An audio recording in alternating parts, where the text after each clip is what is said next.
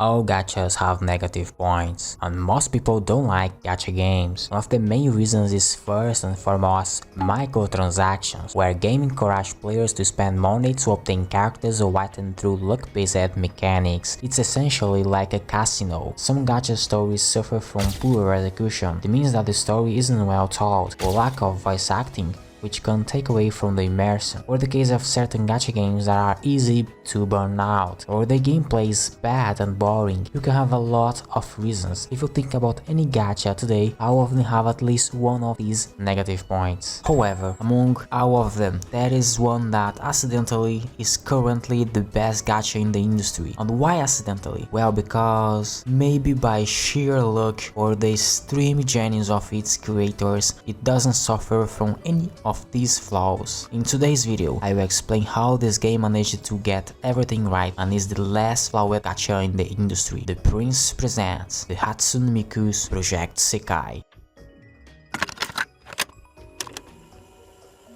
Project Sekai Colorful Stage Feat Hatsune Miku is a rhythm game developed by Sega and Crafty Egg, in collaboration with Krypton Future Media, the company responsible for creating Hatsune Miku. Released in 2020, the game is available for mobile devices, Android, and combines traditional rhythm game mechanics with narrative elements. Besides rhythm gameplay, the game has a strong narrative focus, exploring the stories and personal challenges of each of the groups. The interactions and dialogues between characters help deepen the immersion in the game's universe. It's this, a fusion of rhythm gameplay with a rich narrative aimed at both rhythm game fans and the audience already familiar with Hatsune Miku and the Vocaloid culture. One of the main aspects of the game is the existence of Sekais, which are alternate realities inspired by the emotions and dreams of the human characters. Each Sekai has its own musical theme and visual style, reflecting the personality of the associated group.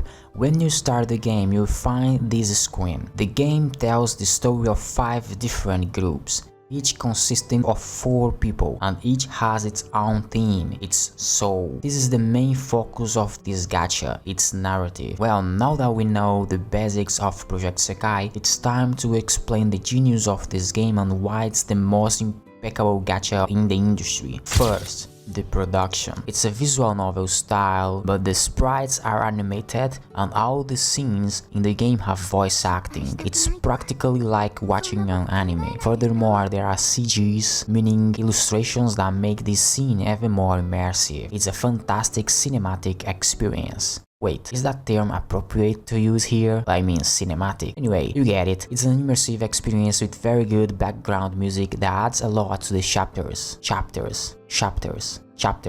So, what's the advantage of this compared to other gachas? Well, most of them are exactly the opposite. While Proseka offers voice acting, animated 2D, and an immersive soundtrack, you notice that other gachas will lack at least one of these points, which can definitely diminish someone's immersion in the game. And believe it or not, the production of Project Sekai is getting better every day, with the art becoming even more creative and detailed. The game is improving even more. Second, its story mode. It's a shame this is an introduction video and not a review, because otherwise I'd have a lot to say on this topic. Without a doubt, the heart of Project Sekai is here, and the story is brilliantly simple yet well written. More importantly, it's not unnecessarily long. In each chapter you read of this story, you can feel the progress, notice that things change, that characters evolve, or that important things happen. And because it's simple, it's easy for anyone to understand, and no one will have trouble following along. All audiences can grasp the story with no issues. On top of that, content is released quickly. In just a few weeks, there is more to explore in the main story, and I'll say more because it's not over yet, since there are 5 different groups. In other words, the story is extremely dynamic. You have multiple paths and different lifestyles being portrayed, showing how each person lives and which of these lifestyles resonates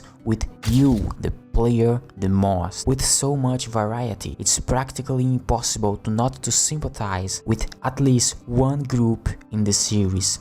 given the diversity of groups and people. Now, let's talk about the cast of characters. This is one of the most intelligent aspects of the game. It's simple. The entire cast of characters is present from the prologue. There are no more additions. It's just those characters. All of them are there from the start and will remain until the end. From afar, this might seem boring, but it's actually great because you spend equal time with all characters and they all have equal relevance and importance. This is their story and no one else. The superiority of Project Sekai in this regard is clear. Gacha games are designed to sell characters, so new ones will be introduced, but once their banner ends, they often lose relevance as they are concluded and they are no longer important to the story. In Proseka, however, they are always present with us. For example, you, a Genshin Impact player,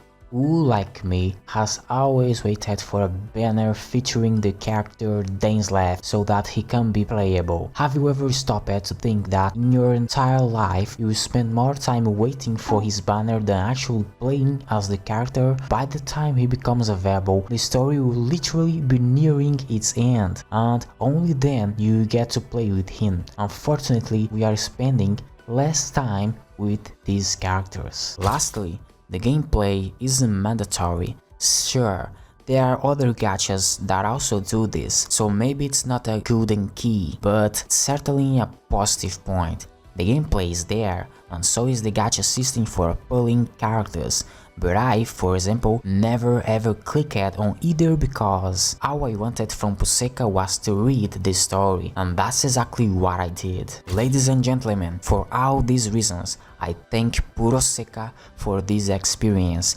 After analyzing many gachas in general, this is clearly the one with the fewest flaws and the healthiest of all. It doesn't have an expansive world building, the locked main cast that gets characters development over dozens of hours, the story that allows asset reuse, the fact that you can see where the story is going because the objective is often straightforward, and the writer didn't lose control of their own story thanks to that. The game is completely rich in everything it proposes and delivers everything we want to see and the best it can offer. It's definitely one of those stories that uses almost all or even all of its potential. I don't know if they accidentally got everything right or not, but it's the only gacha that doesn't suffer from the serious mistakes other gachas do. It doesn't suffer from bad execution, lack of voice acting, burnout, bad production, mid-tier gameplay. You don't even need to play it actually, and it has everything a good gacha has, like outstanding production or amazing characters and a story that doesn't make you feel like you are wasting your time because it's fun and important. Project Sekai is the best gacha game I can recommend because it feels more like a game than a gacha, and that's why it's the best in the industry right now. Don't forget to subscribe to the channel if you enjoyed it, and feel free to ask me for suggestions on what to talk about. The channel is new and I need more videos ideas. I can talk about anything. And although I consider Project Sekai the most well-made gacha game of all, it's not my favorite. Just to put this clear, alright? With that, the curtains close on this video and showdown.